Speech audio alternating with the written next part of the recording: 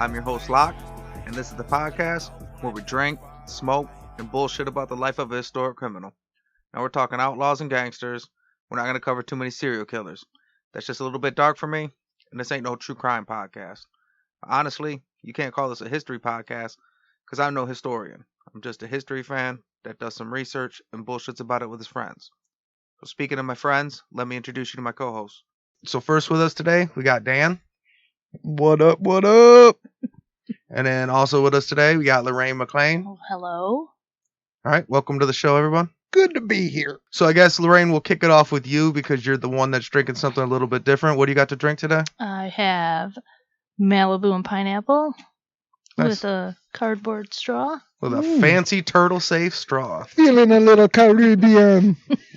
It's oddly enough gonna something like fit today. Oh. Good job. Purely Wow. coincidence, man. Yeah, because I almost grabbed something else. Yeah, we're doing a tropical outlaw this time around, I guess. I do have this backup triple jam. Back up. You can never have enough high-powered alcohol in this bitch. Dan, who's quickly becoming my new go-to whiskey guy. Not because he knows more than his brother, because his brother knows significantly more, but he just comes over and shares all the time. Yeah. But you want to go ahead and tell him about this whiskey you brought today? Yeah. Well, first, I have to talk about You Know 'Em, You Love 'Em Founders. You can't skip them. Cannot. They found my heart. And this time, I'm drinking some KBS Cinnamon Vanilla Cocoa. That Because sounds- one flavor ain't enough. We're going to throw two more on you. Triple deck it. It's like an orgy in your mouth. It sounds and, good. It's another one of their barrel-aged. Founders has a whole series of beers that are aged in bourbon barrels. Gives it that extra little tang. That's why KBS is usually high in alcohol percent, and this one is 12. Well, I'll go ahead since we're covering all these beers first. So I got a Founders too, and I got the Founders Velvet Rush. It's an Imperial Brown Ale. It's also one of their bourbon barrel series. Quick story on the Velvet Rush. So Cancer had it on the podcast, and it sounded really good. And they're a little bit pricey because it's like a limited edition one. And I was up at the store, and one day I was like, well, fuck it. I'm going to spoil myself. I'm going to get one. And paid the money, got it home, pulled it out to open that bitch, and it was a breakfast stout. Someone switched it. Yeah, so somebody switched the whole 4-pack to get one cheaper. And what's ironic is the breakfast stout is still a very good, expensive Founders beer, but it was still cheaper than Velvet Rush. It was the first time I was ever disappointed to have a breakfast stout. You got a variety pack without meaning to? You can't go back and exchange it because they were like, yeah, right. Right. Come on, dude. So this was my second attempt at Velvet Rush, and now I'm broken. Anytime I get a beer, I lift all 4 beers to make sure that I'm in fact getting the beers that I'm paying for. Well, now I feel like I should just go to the store and really just make my own 4-pack and see if they, like, just roll the dice. And if they catch me, be like, I didn't even know that. Thank you for checking. Somebody almost got me. Sir, you almost paid $22 for 4 PBRs. Yeah. I will say Velvet Rush is my new name for my 80s rock band. Nice. But all right, back to the whiskey. We got Templeton Rye, which is one that you always hear about, or at least I've always heard about, and I don't know if I've ever had it. I may have had it and not known it. Who knows? But I bring it over here, and it turns out Locke never had it either. So that was a surprise to me. And no, it's good. Apparently, Templeton, the little backstory, Templeton, Iowa, was a big bootlegger town, and turned out, for some reason, the people of Templeton knew their shit, and everybody loved them, and it was called The Good Stuff, and now that's what they call their whiskey, The Good Stuff. And I agree that it is, in fact, the good stuff. It is good. Yeah, it's very good. I find it's almost ironic that Iowa, known for being like big corn country, and then they make their whiskey rye. Yeah, it is odd. But maybe that's why, because they're so sick of corn and everything that they're like, you know what? Fuck that. We need something else. And we are really painting the entire state of Iowa with a big brush because we just had some Templeton Rye. Well, I mean, that is what we do. Not just on this podcast, in this country, is we just fucking generalize with broad strokes. Yeah, I paint with push brooms. Maybe that's why it's called the good stuff. It's like corn whiskey, the good stuff. Yeah, give me some of that rye, baby. So support for Say Hello to the Bad Guy is brought to you by Manscaped, who's the best in men's below-the-waist grooming. Manscaped offers precision-engineered tools for your family jewels. And Manscaped just launched their 4th-generation trimmer, the Lawnmower 4.0. So join over 4 million men worldwide who trust Manscaped with this exclusive offer for you. 20% off and free worldwide shipping with the code BADGUY at manscaped.com. So I'm one of the first people to try the new 4.0, and I'm blown away by the performance. Dan, you got the Manscaped 4.0 kit, correct? Oh, yeah. So we got the performance kit, so that comes with the Lawnmower 4.0. It comes with the Weed Whacker face trimmer. You got the ball deodorant, the crop reserver, the crop reviver. Comes with a carrying case. You got shaving mats. That's a lot. Got some underwear. Yeah, underwear, the Manscaped underwear, which not only are they anti-chafing, they're pretty flattering also. So, yeah? How so? Ball support. It's like a push-up bra for your balls. Oh, yeah. Testicular cleavage on point. So we got the performance package, but if you go to the website, they have all types of different items, and anything you use, if you use the promo code BADGUY, it all helps the podcast. So they got lip balm, they got foot deodorant, they got like regular traditional, like one razor shavers if that's what you wanted. So you can go pick up anything. Have you guys used it often? I've used it consistently since I got it. It's got 400K LED spotlight, which you can turn on and off. It's got the multifunction on and off switch, so you can do a travel lock, so it doesn't just go off whenever, which is actually really cool. So, men, if you've been shaving with the same nut trimmer on your face, you've been doing it wrong. No person wants to end up with pubes in their mouth. Specifically for yourself. Specifically not their own pubes. Your own. No, but I mean, we always bring up like the individual features, the light, the waterproof, the ergonomic handle, the no-nick blade. But what that all adds up to is, unlike most trimmers, you just hop in the shower and go to town. You don't need to worry about lighting. They got you. Waterproof. They got you. You can just get in there, get in all the nooks and crannies, a little nick free, and everything's good. Right there in the shower, no fuss, no muss. Put on the little charging station when you're done. Bam. Got clean balls, no sweat. Especially not on those balls. So before that, have you nicked yourself? Yeah, I think every dude has nicked himself. And it's not a pleasant area to nick yourself. Can imagine. It's not. Yeah, you know how like you nick your finger and then like it bleeds more than sure, like you think you're gonna die of blood loss? Yeah, that's the way it is. There's a lot of veins down there. And then you're walking funny. Yeah, you nick down there, you think you're just gonna die. Right, and then now every time you got to sit down is uncomfortable. Oh no! So get 20% off and free shipping with the code BADGUY at manscaped.com. That's 20% off with free shipping at manscaped.com and use code BADGUY. Unlock your confidence and always use the right tools for the job with Manscaped.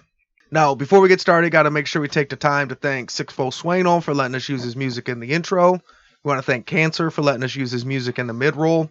You can follow them both on Instagram, Sixfo, it's F-O-E, and Cancer is at Cancer the God, the E is a 3. You can follow us on both Instagram and TikTok at Bad Guy Podcast, and on Twitter at The Bad Guy Pod. And then we have a Facebook, Say Hello to the Bad Guy Podcast.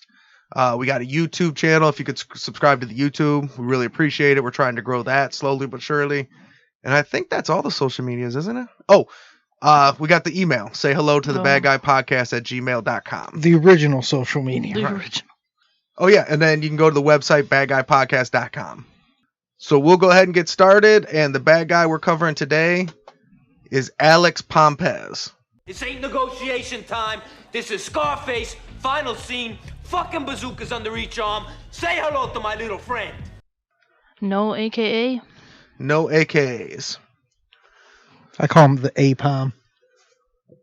APOM. So this is going to be another one of our mini episodes. So this is a guy that I wanted to cover, but I didn't know that it fit well into a full episode. So we're going to do another mini episode with some listener feedback. Last time we did it, it was popular. And I know we just did it, so it might seem like rush to put out another one.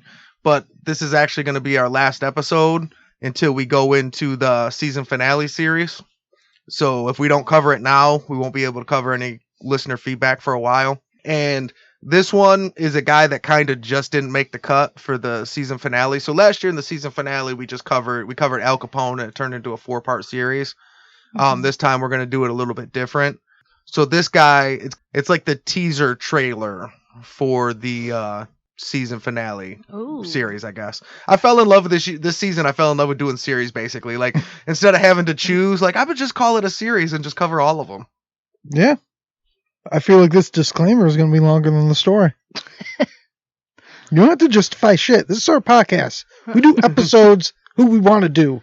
They're more than welcome to contact us and tell us who they want to hear. But then they'll be mad because then it will be another short episode with episode feedback, and they'll be like, damn it, why did I write them for them to talk about me when I don't want them to talk about the fan feedback? It's a vicious cycle. Just drink some Templeton Rye and calm your panties. And shave your balls. Done and done. Check and check. I'm going to call them APZ. But I would usually recommend doing those in the other order. Like, even with the Lawnmower 4.0, shave the balls before you drink the Templeton Rye. You don't want to be risky. You don't risk there. It reduces nicks. It doesn't guarantee.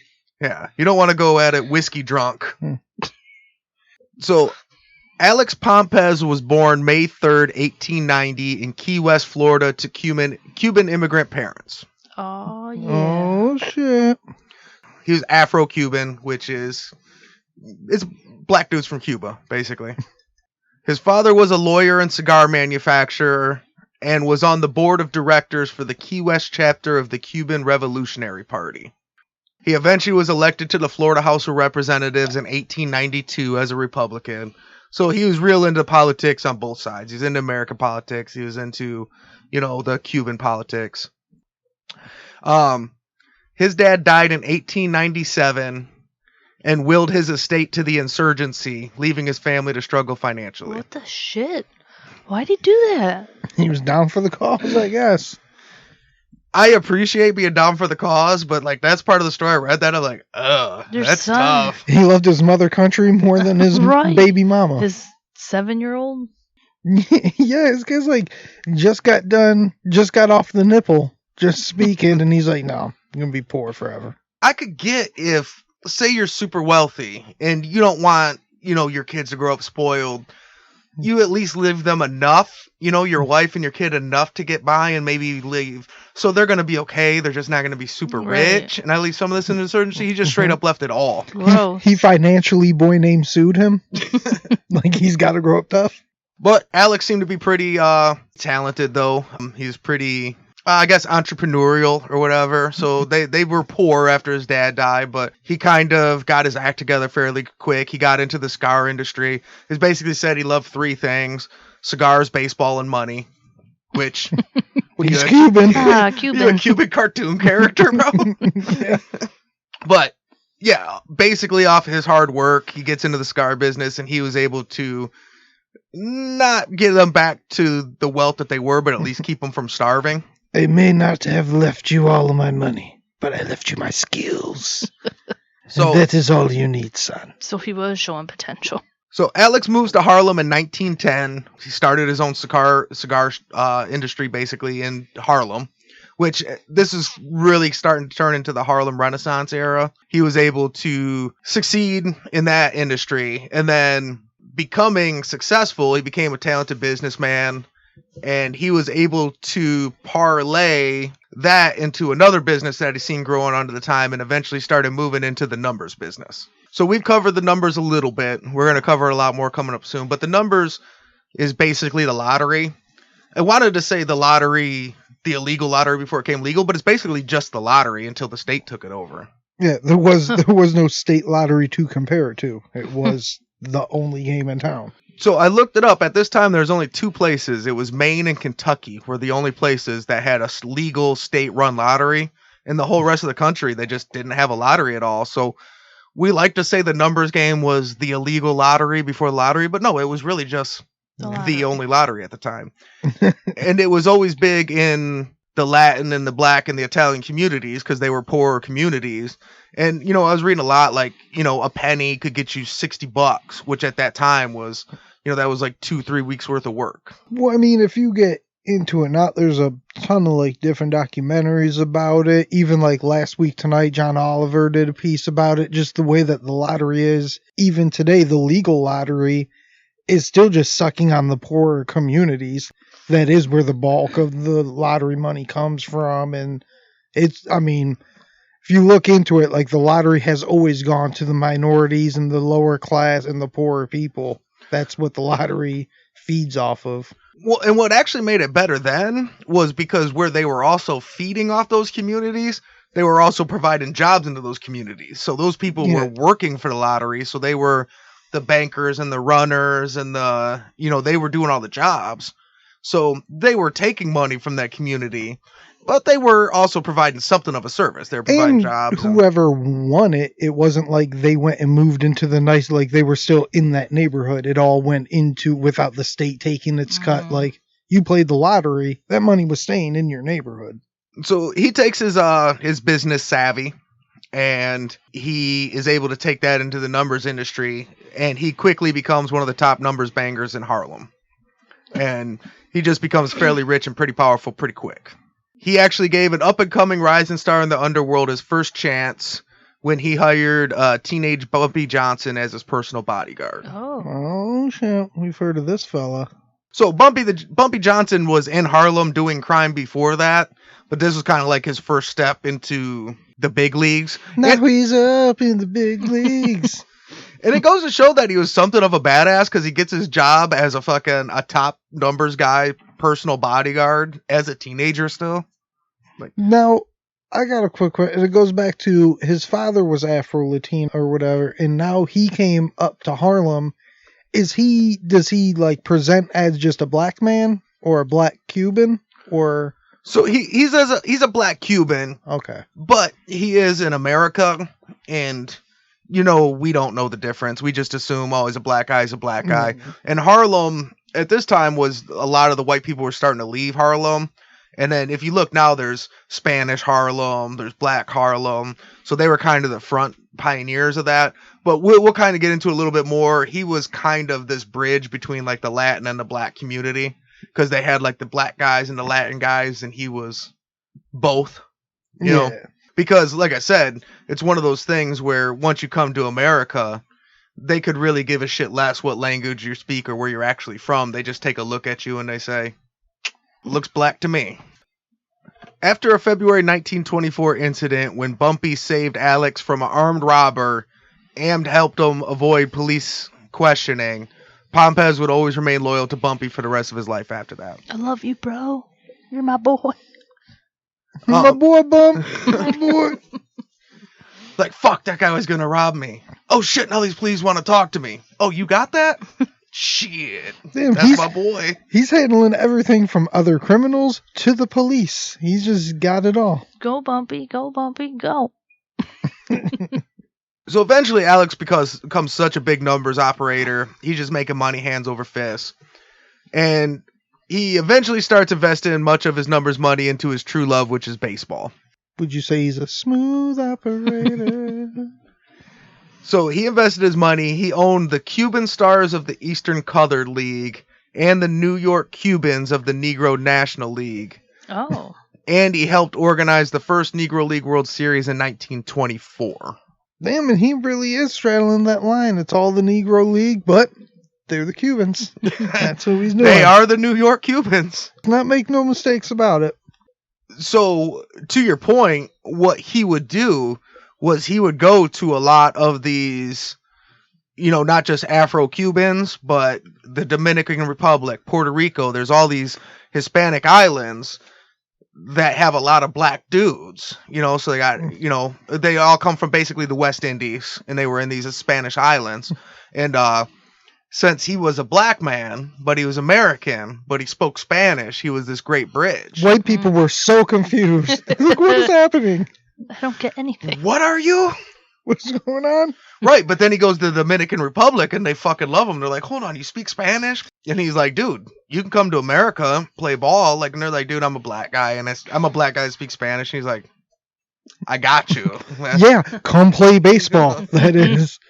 Like, if only you can go back like 100 years ago to like the 1920s and be like, hey, 100 years from now, everyone in baseball Everybody. is going to be a black guy that speaks Spanish. Are you familiar with the term Big Papi?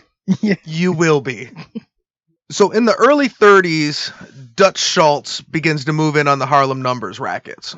So after Prohibition starts to dry up, all these New York mobsters are all looking for new rackets. And Dutch Schultz was one of the first guys to realize this numbers racket, the black dudes, these Spanish dudes, they're making a fucking shitload of money. I want in. And most of the other Italian mobsters are like, that sounds stupid. It sounds like nickel and dime shit. We don't want anything to do with it. And Dutch Schultz was like, well, cool. Fuck off. I'm in. And he just slowly started taking in and moving in on all the Harlem number rackets. Now, this is way before the Italians were into doing numbers at all, or they had their own and they weren't trying to get into the... They had their own and they did it in their own communities, and they just weren't used to doing business with other races. Well, I just remember the other original story from Tough Teddy, in which the Italians straight up just got their lotto racket from the black neighborhood. Right. Like, that is how they stole their shit, which is funny because then the state stole it from the Italian mob. So it was kind of similar. So in New York, they had some, because they had more poor Italian communities, but they kind of kept it amongst themselves. And they just didn't have interest in moving in different races or dealing with them, even from a standpoint of taking their business over. They just didn't want to deal with it. You know what I mean? They're just like, we got enough money on our own, doing our own thing. And Dutch Schultz, who, being a scumbag, was also very smart and forward thinking, is like, look, you guys can say what you want, but this looks like a shitload of fucking money, and I'm moving in on it. And I got the muscle, and they don't. And he starts moving in on all these Harlem bankers. And he basically confronted all of them one at a time, or he'd send his guys in, and he'd say, basically, you can turn over your operation, you send all the money to me, and I'll still pay you out a salary. You know, so it'd usually be like a couple $100 a week or whatever, you know. And these guys are going from making $2,000 to $12,000 a week, and he's like, look, you just give me everything and I'll still give you $200. And they're all like, well, fuck you. Who the fuck are you? So they would say no, and then he'd say, all right, well then you have alternative B, gang war. I'm Dutch Schultz. You ready for a gang war? And Alex Pompez would be like, dude, I own a baseball team. What would make you think I'm ready for a gang war? The fact that you got all these baseball bats lying around, eh? You mean you use these for baseball? That's weird. Wait, so we need the story on this guy because he seems like a fucking ballsy badass. I mean, I did say this was like a teaser trailer. Oh, you did say that. That's his AKA Dutch Schultz, the ballsy bat. So Alex Pompez wasn't willing to go to war, and by this point he was more into his baseball stuff, and he was making good money doing that. You know, he's a legit businessman, and he was pretty quick to hand over his racket in return for a weekly salary. What the frick? Like, twist my arm? Okay. Well, most of them did, to be honest. Just so you know, like most of the Harlem bankers. Well, Dutch Schultz was a huge fucking name at that time. Like, he was almost a bigger name than... Oh, we left that out. Yeah. We just didn't get there yet. Okay. So he pretty much just was like, hey, how about this? I'll take over your ship. I'll give you $200 a week. No, I don't want to. All right, I'm going to punch you in the face. Take over your shit. Okay, give me that $200. Can I please have the $200 now, please? Yeah. Well, put it this way. You've heard of all the Italian and Jewish gangs from that era, right? Mm-hmm. Have you heard of the Cuban gangs? Nope. No. Right. Nobody has. So that's why it was easy for Dutch Schultz to just kind of take them all over. And 90% of the guys were willing to just cough up the money real quick. But when Bumpy Johnson, who at that point was working for Stephanie St. Clair, decided that they didn't want to give in and they wanted to go to war with Dutch Schultz, Pompez still provided financial support, and he gave him enough funding to help acquire firepower, pay soldiers, and cover legal fees. So even though he wasn't willing to fight Dutch Schultz, he's like, look, I'm not going to fight. Just give me my salary. Here's my operation. You're good to go. Oh, you want to fight Dutch Schultz? How much you need? So, okay, the American government stole numbers, and they also stole his war policy? No, we're not going to get involved with all these other things, but hey, you guys doing a little uprising? We'll sell you some guns. That's what this guy's doing. Well, and honestly, it just came down to, even though at this point he was barely in the numbers racket and Bumpy was working for somebody else, it was just always his boy, to the point where he's like, yeah, fuck this motherfucker. I got some, you know what I mean? I'm rich. I could throw you some money, man. Everybody else just bowed down, but there's something about Bumpy Johnson. He was just way more irritable. And you kind of got to appreciate that. Like a guy that knows his limitations. Like, look, I'm not built for a gang war. That's not how we're built. But My boys, I'm trying to work and win this playoff game. That's what I'm doing. I ain't got time for this. now, unfortunately, that connection to Dutch Schultz got him indicted on racketeering charges. What? Because Dutch Schultz since he was such a big mobster at the time, Thomas Dewey he was a big mob buster and was looking to take him down. So they did an investigation, and one of the easier things to find was all these numbers guys. So they indicted Alex Pompez on racketeering charges. So he really got fucked on this Dutch Schultz deal, man. Like, Yeah. it's bullshit.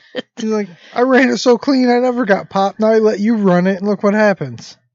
Like, I guess I want to focus on baseball, and I don't want to fuck up my teams. Here you go. And I'm still getting in trouble. Right. So. Well, and that is probably worse because you handed over most of your operations. Are like, hey, we got to talk to you about your numbers operation. I'm like, my what? Yeah. Oh, fuck, are we still doing that? Oh, shit.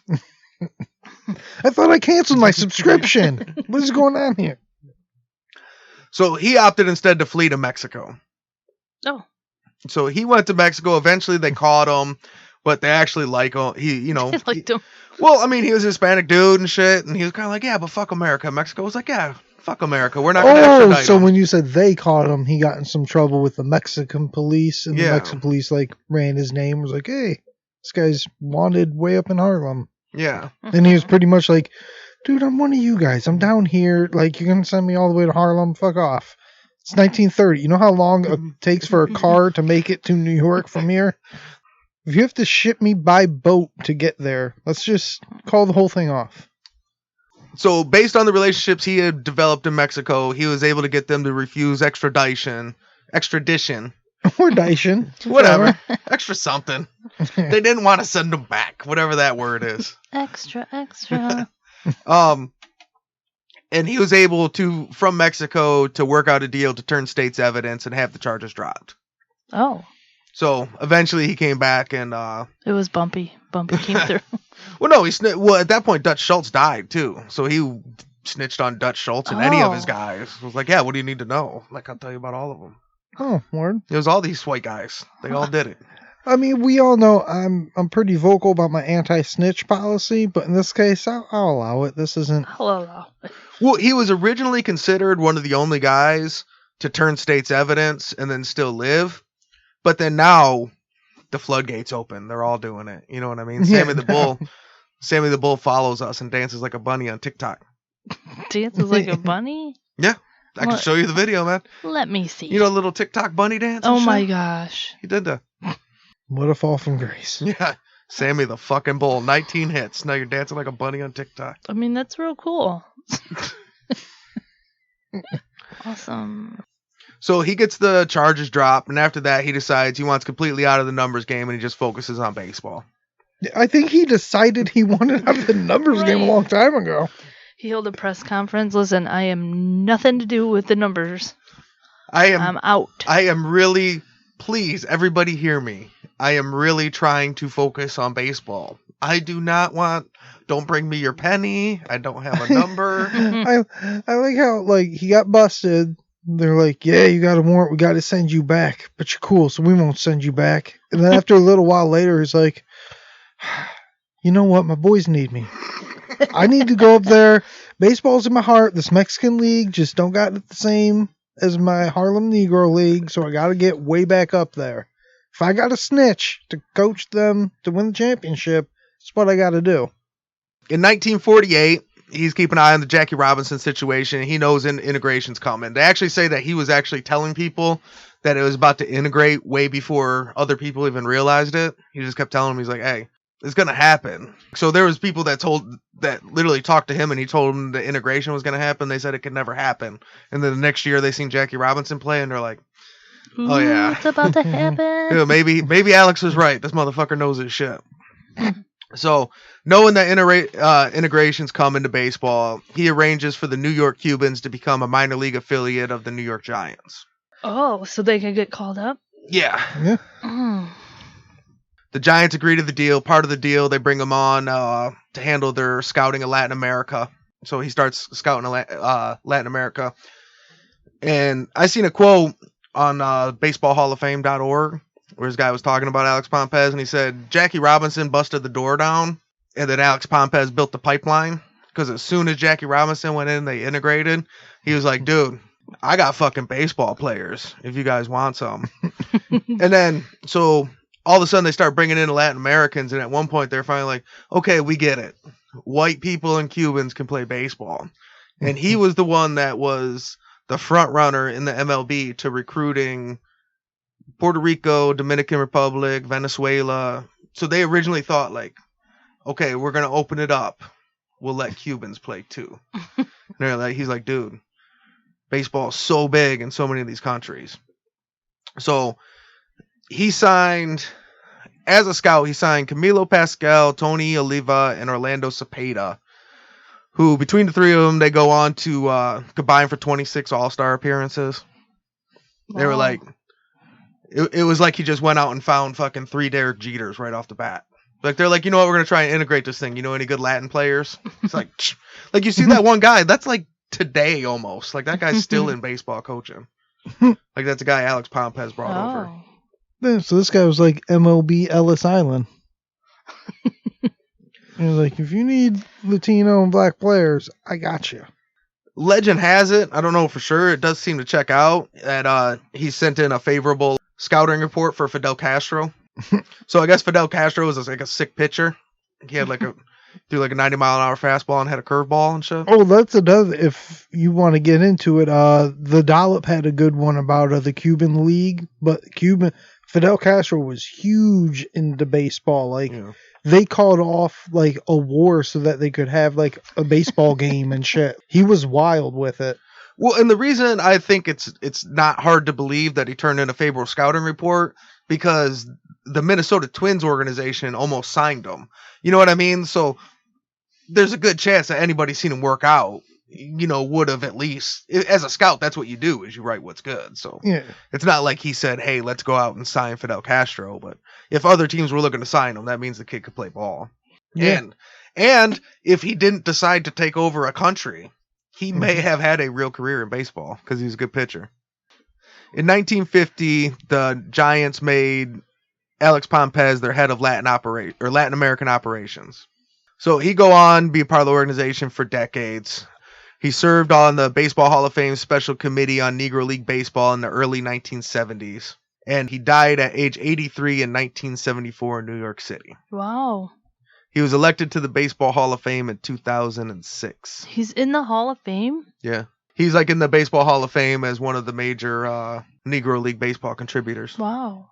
Well, yeah, I mean, if he was responsible for getting a lot of Afro-Latino players into the MLB, I made the joke earlier, like that's like 90% of the league at this point. So he had a huge part of changing baseball as we know it.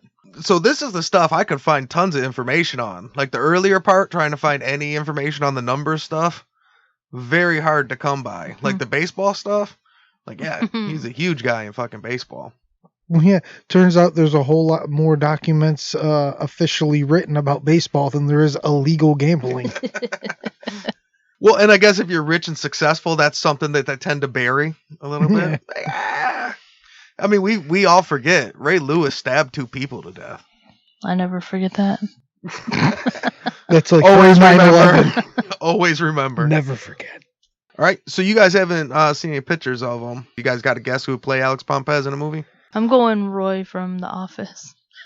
Roy from The Office? He's super white. He's like the whitest white guy. No, isn't that the guy in the warehouse? It's Daryl. Daryl from The Office. Yeah. I'm going with Daryl from The Office. Well, the guy's not Hispanic at all. But he's black. He's black. Whatever. And What's his? Do you know his name? That actor? Yeah, Craig Robinson. Craig Robinson. Yeah. No, I got a crazy one. Spanish from Old School. Oh, I'm a big fan, actually.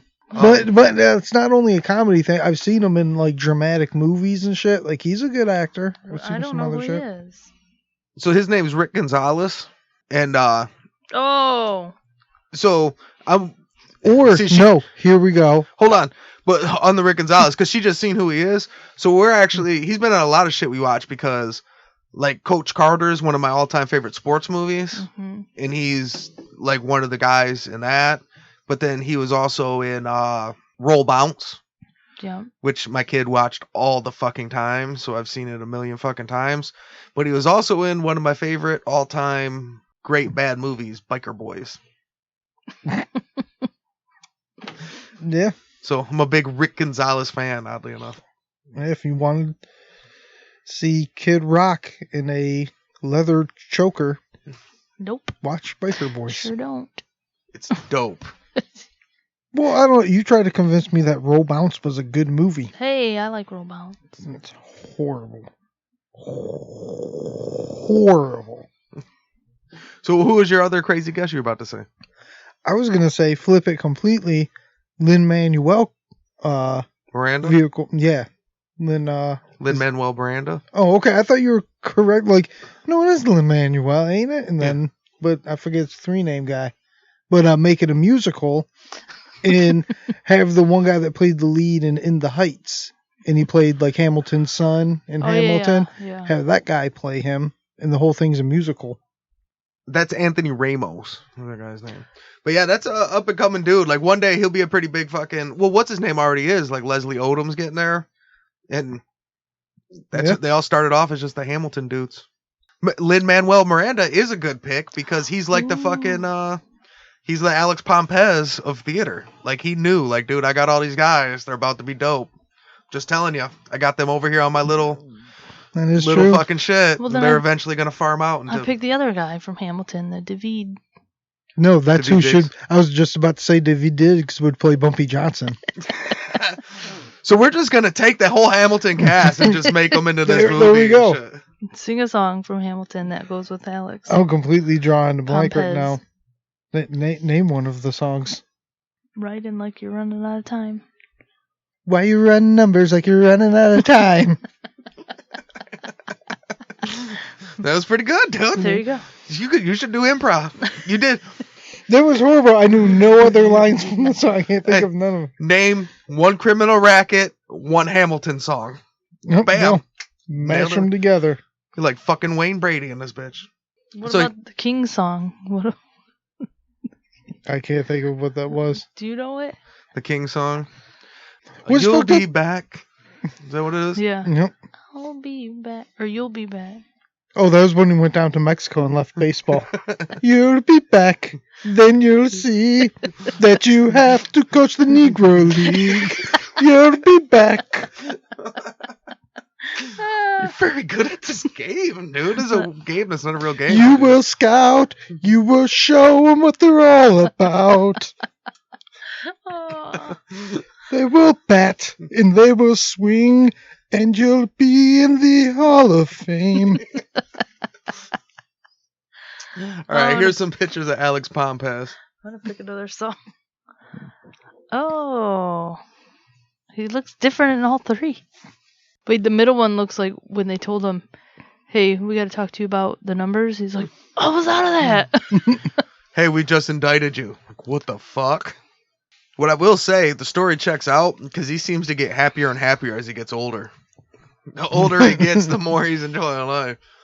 Like right there, that's when Dutch Schultz just said, "Now you get a salary, dude. You give us everything. We're gonna give you $200 a week." Like, what the fuck? That's Alex Pompez. He's a bad guy I wanted to cover that didn't make the cut. That we pretty much turned into a full episode anyways, because that's what we do. But so that's like the teaser trailer for our. He looks more like the other black guy from The Office. I forget his name. The one that doesn't care. Stanley? Stanley. Yeah, he looks more like Stanley. Oh, Giancarlo Esposito. Oh, yeah. What? Who is He that? would be perfect, too. Well, I guess that would be kind of typecasting. He was the guy on Breaking Bad that ran the chicken I restaurant. didn't see it. He's the bad guy Never in The saw it. Mandalorian. Oh yeah. He's in everything. He is the bad guy and everything. Yeah, I think he could crush that shit. Yeah, especially in that third picture. All right, so now we got to hit some listener feedback. So we got a couple new 5-star reviews on iTunes, which for the record has slowed down a little bit. And I get it, but if you're listening, we really appreciate a 5-star review. It goes a long way to help the podcast. So go to iTunes, give us at least give us the 5-star rating. We'd prefer a review. If you give a review, we'll read it on the podcast. Yeah, where you at, people? But give us a rating. But if you don't know no words, no goods, just click a star. Yeah. You know that, right? Count 1, 2, 3, 4, 5. Bam. It's a numbers game. Yeah. It's only up to 5. You can do it on your hand. Left to right. Left to right. We can also get rated on Spotify now, too. So that's brand new. So Spotify, you can never leave a rating, and now you can. So if you guys are listening on Spotify, and it's tough because if you weren't listening on Spotify, you can't just go give us a rating, because if you try to, it'll tell you got to listen to a couple episodes. But if you are listening on Spotify, 5-star, it's brand new, and it'd really help. But so our first 5-star review is from MXS Andy 12. Andy. Well, I don't know if it's MXS Andy or if it's MX Sandy. But one of the two. Sandy. Well, it might be MX Sandy because MX, I think, is motocross, ain't it? So maybe it's a dirt biker. Yeah. Oh, Sandy. 12 is his number. Yeah. Email us. Let us know. Right? Or tweet us. It might be easier. I'm going to say it's MZanDY. It says, a delightful pod for those who are fascinated with criminals. You know, you can tell they listen to a lot of podcasts because they use podcast jargon. It said delightful pod. Thanks, Sandy Andy. I think the X is silent. It says Mrs. Andy. Ms. Zandy. Could be Miss Andy. The greatest mystery ever on this fucking show. So now it's just Missandei from Game of Thrones? Son. She's on this one? Possibly the hottest lady on Game of Thrones. Possibly. I can't say definitively, but I just saw she was on something else, and it took me a second. I was like, I know that Faye. Who is that? Who is she? And then I figured out, like, oh yeah, it's Missandei. Well, she's also Ramsey in the Fast series. Yeah, I don't. Well, Ramsey's a big name. Like, if you do watch it, she's one of the main crew now. I'm the hottest lady on this pod. 100 on this pod. That's technical jargon, in case you guys don't understand it. Then we got another 5-star review from Ridiculous Patronus. Ooh. I think that's Harry Potter shit. Harry Potter. I believe it is. It says, funny and in-depth content. These guys have great chemistry. If you like chill conversation but interesting and intriguing information, this is your podcast. Great history on this podcast. Looking forward for more. Whoop whoop. I like the fact that we're chill and intriguing. I like. We're in chill green. You're funny. Most of the feedback we always get is like great chemistry. What a lot of people probably don't realize is the only reason we do this as a podcast is because this is what we literally have done for like the last 30 years. We just didn't record it. We just sit around and drink, and I talk about shit I read. Yeah, I say this all when people say like we have good chemistry. We've known each other like all of our lives. Yeah. Like for the most part. So yeah. And Locke has just nonstop talk. We're like, you should record yourself. Yeah. Yeah, and I usually just interrupt them with dumb shit. Right. And people just make fun of my real information. Like, shut up so Locklear can quit talking. So we basically just slapped a mic in front of all of us. And life goes on. World keeps us spinning. For the record, people like it as a podcast. At a party, not so much. People walk the other direction. Trying to dance and listen to music, and he's like, "Do you know that one guy? You ever heard of him? Here, let me tell you about him." I mean, you could dance like some pussies, or you could listen to this story that I just read. And most of it's vented through the podcast, but Locke still doesn't shut up. It's my move. Look, I got all this information bottled up. I got to share it with somebody. And I'm usually dancing while you talk. And he'll remember it. All of it. Everything he's ever told you, he still knows. He's like Rain Man? Yes.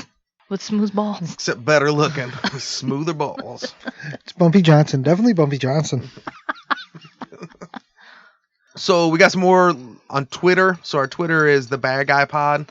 And we've been slowly getting a lot more interaction on Twitter. And I will get better at it. It's a tough format for me to figure out how to use, but it took me a long time to learn how to use Instagram and TikTok. But I'll get there. Look at you now.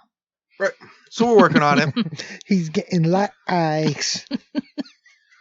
But we got a tweet from Colleen M. Casey. First, she tweeted out our link and Are you sure it's not Colleen MC AC? No, it's for sure Colleen M. Casey. Colleen. And she tweeted us out to a bunch of her friends and told them to listen to us. And she told us, good morning from North Providence, Rhode Island. Oh, good morrow. Providence, Rhode Island, for the record, big mob town. Ooh. So Providence, Rhode Island and the Boston mob are together. Okay. Because they're both like real small Right. town. Not small towns, but mafia-wise. So it's one family. It's called the New England family. Providence, Rhode Island. And if you remember in Departed. Do you remember Departed when he beats up those two Italian dudes at the beginning? Yeah.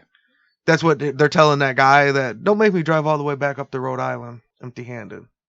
But when I seen her Twitter also, like one of her recent tweets is like her go-to charity is St. Jude's. She said on January 4th of this year, actually, so almost a year ago exactly, her grandson had been to St. Jude's, and I guess he had surgery. Now he's 100%. Nice. But St. Jude's is one of our go-to charities too. We've had like some personal experience with them. We've been to Memphis a couple times, and they do great work at St. Jude's. I know that's not groundbreaking territory. Like, yeah, St. Jude's, good charity, man. But I'm just saying, like, we relate with yeah. Colleen. Yeah, fuck yeah. And then we got tweets from Sean D. James in New Jersey. So Sean says, and he listens to us, he has to take the train in to the city. Oh, long drive. Taking the train to the city. Listen to the pod all night and day. And we were Sean's number 2 podcast for the year that he listened to the most. Who's the number 1? Because we're the shit. Number 2. Number 1 was DGMH. Oh, those are our guys. You motherfucker. Sack tobacco, you son of a bitch. But, well, if it ain't us. Well, right. I mean, that's... I'll take it. 1 and 2. We're on the podium, motherfucker. So he said he just finished this week's episode of Bad Guy Podcast, and Rafael Red Lopez was a clear number 3. Hey, I was on that one. Yeah, but you was the one arguing for a 4, almost a 5. Oh, so he's mad at me? No, he's just saying it's a clear 3. He is. He clearly said in that statement, "Fuck Lorraine Mclain. She don't even know what numbers are. She don't know how to DEFCON." Nope. Damn. She def can't. But Lorraine did pick John Leguizamo to play Red Lopez. And he recommended 2 John Leguizamo movies, Empire and Undefeated. See? Sean's my boy. Boop, boop. So I haven't seen Empire, but it's a drug dealing movie. He's like a drug kingpin and Yeah, I shit. feel like I saw that one, the Undefeated. I don't know if I've ever heard of that. Well, I think it's Undefeated. He said Undisputed, but he was never in a movie called Undisputed. So I'm guessing he meant Undefeated. But the Empire, we are looking at, I am trying to do at some point like a movie review, like a gangster movie review kind of thing at some point. Ooh, we could do riding in cars with boys. That gangster shit. Hell yeah. Anyway, can I give a shout out to Sean? Boy's riding on the train. He's probably like laughing out loud sometimes, looking like a fool. Or chuckling in silence. I laughed out loud when I listened to it, so I imagine Sean is. At some point he has. But he's my boy, and I just want to say, what up, Sean? See, I have a completely different view of John Leguizamo because I think of The Pest or Spawn. Well, so that's what's ironic is The Pest Don't is you what think? The Pest is what came up as the example when she said John Leguizamo. They compared him to The Pest, which is also a John Leguizamo I like. My favorite John Leguizamo's John Wick. I don't know what I remember him from, just his stand-up. You'd remember him from The Pest. Honestly, The Pest is what you probably remember him I don't know from. what The Pest is. You would if you've seen it. It was this crazy movie where he's just jumping around, acting goofy as fuck the whole He time. was just very annoying. And they tried to hunt him. The dad from Beetlejuice tries to hunt him. He's been in a bunch of shows. Donnie Brasco. Benny Blanco from the Bronx. That's probably what I'm thinking of. And then we got Leo in Idaho, who... Leo! When we released the Harry Elman episode, Leo in Idaho commented, a second Mexican bad guy. Even if he was only half and was more Italian, it still counts. Hilarious episode. Thank you. So then Frank Lopez from Alaska on Instagram So in the Harry Elman episode, he's with you, Dan. He said, another fucking hilarious one, bros. I was disappointed. Devastated even. No fucking hook. Yeah, that's what I'm saying. How are you going to be called the hook? And there's not even a hook. I mean, it was because he had a hook for hand, like he would throw a left hook. Like the punches. Oh. Yeah. He was a boxer. Well, but even still, so there was still a disappointing amount of not even a lot of throwing those hooks, though, either. Yeah. So if it's not going to be a hook hand, you should at least be punching the fuck out of people. There wasn't even fishing. There was a very lack of hooks. But he also agreed with us deciding not to cover like cartels and La M.A. and get decapitated. Yeah. And he's all the way up in Alaska. And he still said, yeah. He said, you're smart not covering active Mexican companies. And he said, you guys are my favorite podcast of all. Please don't get shot. He said, don't want to lose y'all guys and Gail. Yeah. Thanks for including me, Frank. So you always want to be included, and then we're talking about losing motherfuckers. Like, oh shit. Because if you would have said, I don't want to lose you guys, I'd have been like, meow. Oh, you're one of the guys. Oh, man. Hey, that's women's rights. You want to be included, you get to be included in the laws, too. Another thing I want to mention real quick before we wrap this up, I'm going to be doing an episode of the Brain Jerks Pillar Talk. Oh, shit. Oh. So I'm going to go do an episode of that. But then after we wrap up the end of season 2, we're going to have T-Rupp and Josh from Brain Jerk on an episode of Say Hello to the Bad Guy. Also, we got the new episodes out. DC, he's got his own podcast. I help him co-host. It's Fat Boy MMA. So anybody that's an MMA fan, you can check that out. I like MMA. And it's we cover all kinds of different Fat Boys. We got both of them. That should have been got both of them. statements. I'm gonna listen to it just to see if DC is as cool on there as he is here.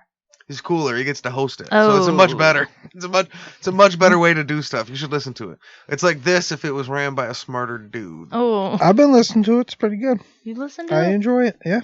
It's good chemistry. And you get to hear how much I really say and stutter and fucking. Now Sean's we're gonna drop down to 3. And Fat Boy MMA's is number 2. DGMH, Fat Boy MMA. Son of a bitch. Whatever. A high tide raises all ships, man. Never forget us, Sean. Never forget us. I will remember you. All right, this is Say Hello to the Bad Guy. Thanks for coming, and thanks for listening.